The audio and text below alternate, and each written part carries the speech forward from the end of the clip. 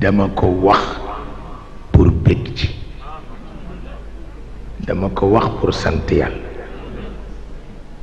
doomu sëriñ a ngi toog bu bëggul taalib.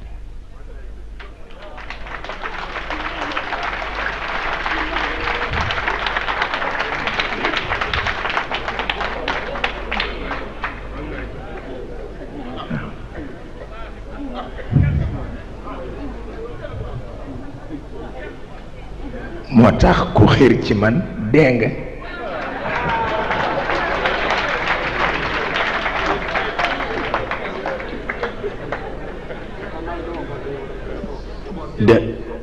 dama leen di yërëm sax wallaay, ndax bëgg nit di toog fukki at doo ko gis, waaw, te sa bëgg-bëgg di yokk, loolu ca yàlla la jóge.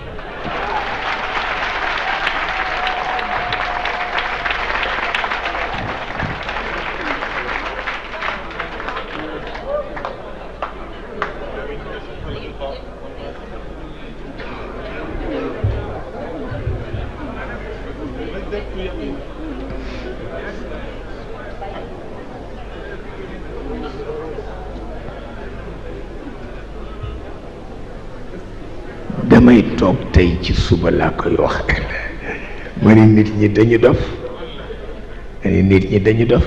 yow ki nga bëgg ñaar fukki at a ngi gisuloo ko te tey nga gën a xeer ci moom, c'est que da nga dof.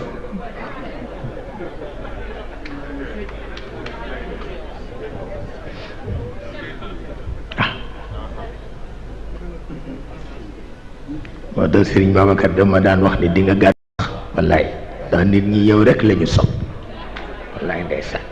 li ma xaw ma li ma la tudde ki ma gën a sopp ci àdduna moo tax wala de, waaye nit ñi yow rek lañu sopp.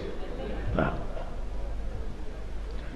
ma ni ko duma am xarit bu la bëggul de, duma ko def mukk. xarit bu la bëggul duma ko am mukk mukk, soxlawuma ko. xarit bu la bëgg rek, te loolu moo nekk.